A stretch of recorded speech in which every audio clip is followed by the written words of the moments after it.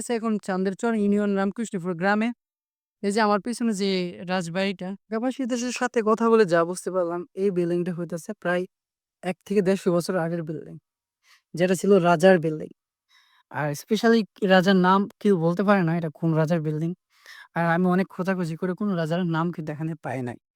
আর এইসব যে বিল্ডিং গুলা এগুলোর মধ্যে সবচাইতে কমন যে বিষয়গুলা হয় এই হাতে কাজগুলা।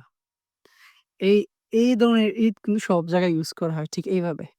ছোট, ছোট ইট অনেক মানে স্মুথ ভাবে ইউজ করা হয়। আর এরকম একটা ডিজাইন সব বিল্ডিং এ থাকে।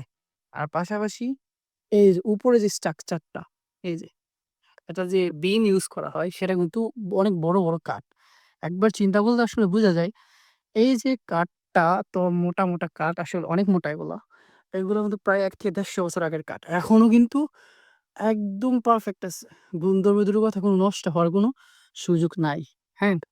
আর কিছু, কিছু ডিজাইন আছে এখানে যেগুলোতে আসলে বোঝা যায় এটা কোনো একটা রাজার বাড়ি ছিল কোনো এক সময়। ঠিক আছে? এই যে। আর এই বাড়ির একটা মজার বিষয় হলো এখানে আপাতত কেউ থাকে না। এই বাড়ির পিছনে একটা বড় একটা পুকুর আছে সেখানে যাওয়া এলাও হচ্ছে না। আর জানালাতে ফার্নিচার দেখা যায়? জানালা কেমনে যাইবো? আয়ো, ধরো আমারে। আর একজন আমরা বলতেছি এদিক দিয়ে নাকি ফার্নিচার দেখা যায়। আমি আসলে চেষ্টা করি আদৌ দেখা যায় কিনা।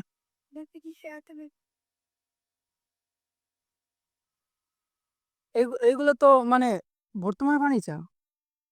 ধরো, ধরো। এমনি ঠিক আছে? এগুলা এগুলো বর্তমান না?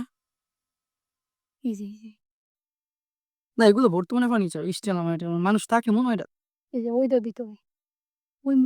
ও ওইখানে, ওইখানে হ্যাঁ। ওই ডিজাইনটা হ্যাঁ, দাঁড়ান জুম করে দেখাই। ওই ঘরের যে ডিজাইনটা ক্যামেরা তেমন স্পষ্ট না কারণ লাইট নাই। আর এখানে একটা মূর্তি আছে। এটা মানে হিন্দু রাজা ছিল, তাই না? মুসলমান রাজা থাকে না? আর এখানে যেহেতু কেউ নাই এভাবে ঝুলা না থাকলে ভালো। যদি ঝুলা থাকে তাই বলবো যে চুরি করতে আইছি। না, না দেখতো তাই নাকি? না থাক। তাহলে ওই সাইডটার দিকে আয়ো। তুমি উঠছো কেমনে? আমি তো উঠতে পারি না। আও!